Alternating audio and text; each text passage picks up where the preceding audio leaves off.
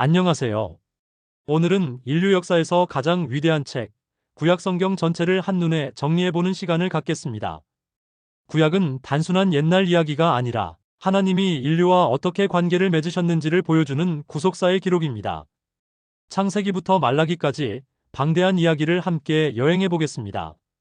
1장, 창조와 시작, 창세기.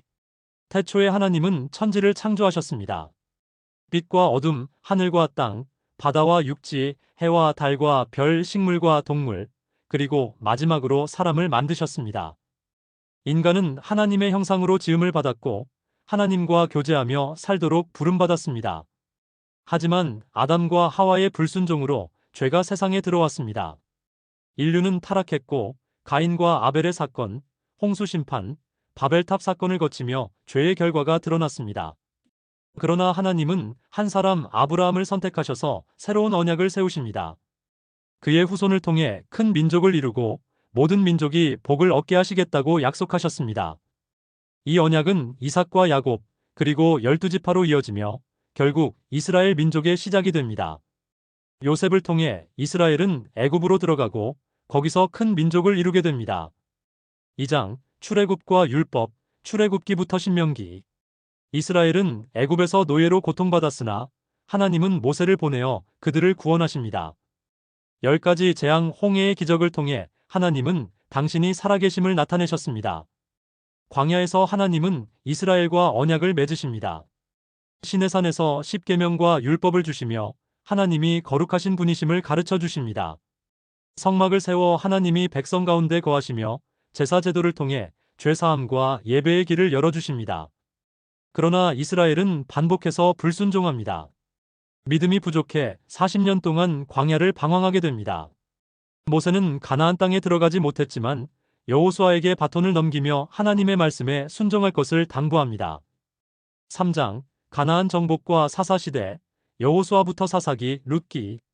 여호수아의 인도로 이스라엘은 약속의 땅 가나안에 들어갑니다. 여리고 성이 무너지고 땅을 나누어 가졌지만 여전히 가나안 족속과의 갈등은 남아있었습니다. 여호수아가 죽은 후 이스라엘은 사사시대에 들어갑니다. 이 시기는 죄와 징계, 회개와 구원의 반복이었습니다. 기드온, 삼손, 드보라 같은 사사들이 등장해 이스라엘을 구했지만 백성들은 계속 하나님을 떠났습니다. 룻기의 이야기는 혼란스러운 시대 속에서도 하나님이 한 여인, 룻을 통해 다윗 왕가를 준비하시는 놀라운 섭리를 보여줍니다. 4장, 왕정시대, 사무엘상하, 열왕기상하, 역대상하. 이스라엘은 사무엘 시대에 왕을 요구합니다. 첫 왕 사울은 하나님께 불순종하여 버림받습니다. 이어 다윗이 왕이 되어 하나님 마음에 합한 자로서 이스라엘을 강대국으로 세웁니다.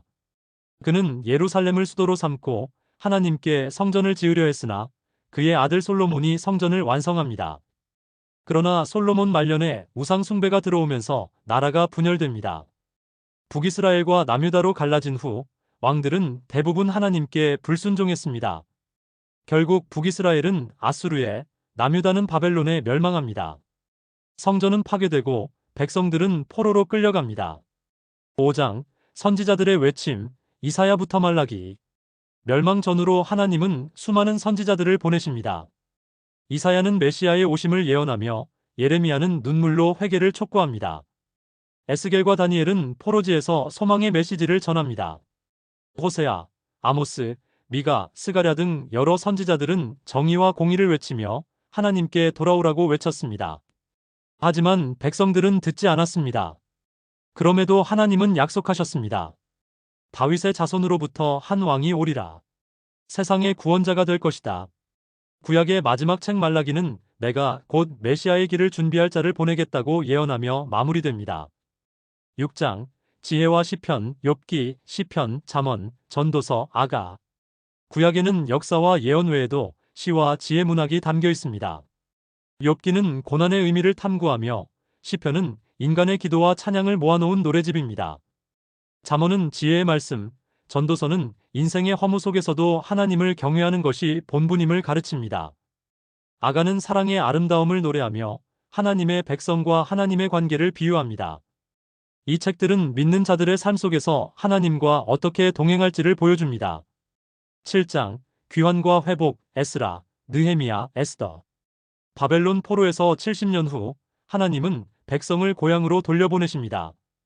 에스라는 율법을 다시 세우고 느헤미야는 무너진 예루살렘 성벽을 재건합니다.